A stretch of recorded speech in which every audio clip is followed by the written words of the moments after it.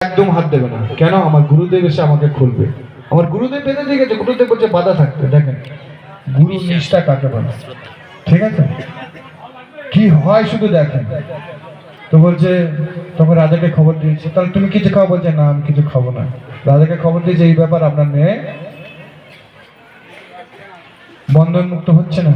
রাজা আরে কি হলো, খুলে দেবো, আমি এক্ষুনি খুলে দেবো। বলছে না না তুমি কাজই করবে না। কেন? আমার গুরুদেব এসে খুলবে। আরে কি জ্বালায় পড়ে গেলাম, 5 দিন থেকে 10 দিনের গুলো তুই এইভাবে বাঁধা থাকবি। বলছে আমার গুরুদেব এসে, আমার বিশ্বাস, আমার গুরুদেব বলে গেছে আসবে, আমাকে বাঁধা থাকতে বলেছে, আমি বাধাই থাকবো। সে তো চোর, কতটা নিষ্ঠা। তখন সে তার বাবা রাজা কি করেছে না, যজ্ঞ করে নারদ মুনিকে ডেকেছে। নারদ মুনি এসে বলছে আরে পাগলি, ওটা ওটা চোর, ও গুরু টুরু নয়, ও চোর। তুমি, আমি তোমাকে খুলে দিচ্ছি। বলছে আপনি বলছেন আমার গুরুদেব চোর? তাহলে আমার গুরুদেবই ঠিক। কেন না? আপনি হচ্ছেন দ্বাদশ মহাজনের একজন মহাজন, আপনি আমাকে ভুল শিক্ষা দিচ্ছেন, গুরু নিন্দা করছেন, গুরু নিন্দা করছেন। আপনি এখান থেকে চলে যান, আপনাকে প্রণাম। এই মরেছে, এবার গুরু নিন্দা হয়ে গেল কি করে? সে তো চোর সত্যি কথা বলেছে, কিন্তু সে তো গুরু মনে করেছে। বৈরাগ্যবতী সে তো তাকে গুরু বলে মনে করে নিয়েছে। নারদ মুনি বলছে আরে কি ভুল করলাম, আমি আমার সত্যি কথাটা বললে বলছে আমি গুরু নিন্দা করছি।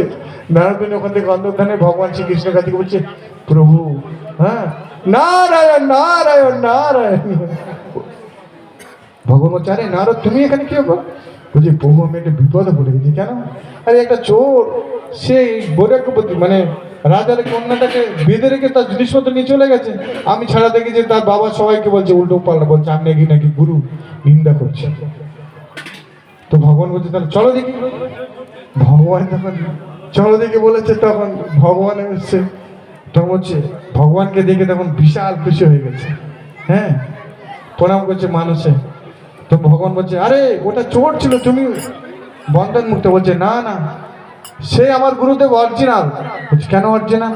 বলছে সেই গুরুদেব যদি আমাকে বন্ধন না করতো, না আমি আপনাকে দেখতে পারতাম, না নারদ মুনিকে দেখতে পারতাম। তাই গৌর সীতানাথ প্রেমানন্দে। কতটা গুরু নিষ্ঠা। তারপরে কি বলছে? তারপরে বলছে আরেকটু, তারপরে কি বলছে?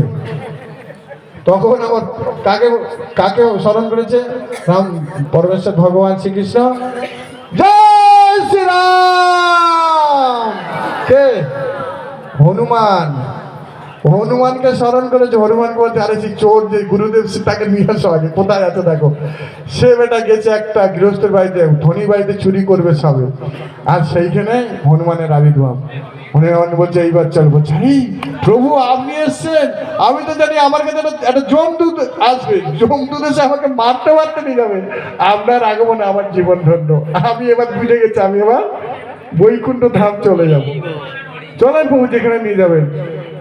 এবার যখন নিয়ে এসছে না কোথায়, যেখানে ভগবান বিষ্ণু, নারদ মুনি ধন্যবাদ প্রণাম করছে। হে কৃষ্ণ করুণা সিন্ধু দীনবন্ধু জগৎপদে গোপেশ কবি কাকুত রাধাকান্ত নমস্তুতে বাঞ্ছা কল্পতরুভস্য কৃপা সিন্ধু ভৈরবচা পতিতানাং পাবনে ভো বৈষ্ণবেভ্যো নমঃ বৈষ্ণবেভ্যো নমঃ।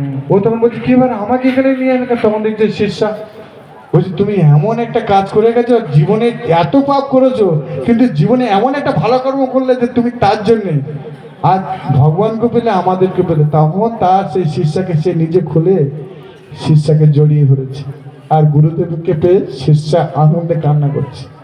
তাহলে গুরু নিষ্ঠা কতটা শেষ কর, আমাদের কি করা উচিত? এর থেকে আমরা কি শিক্ষা পাই?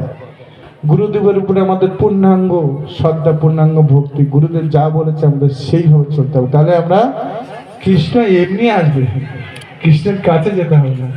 বৈরাগ্যবতী যেরকম ভাবে স্ট্রংলি শক্ত করে একদম তার দৃঢ় প্রতিজ্ঞা, তার গুরুদেব আসবে তাকে খুলবে, সেরকম আমরা ভগবানকে, গুরু মহারাজকে যদি জড়িয়ে ধরি, গুরুদেব তুমি আমাদের এই রক্ষা করো, তাহলে আমাদের এই মনুষ্য জীবন সার্থক হবে। নিতাই গৌর সীতানাথ প্রেমানন্দে। এইবার শেষ করলাম।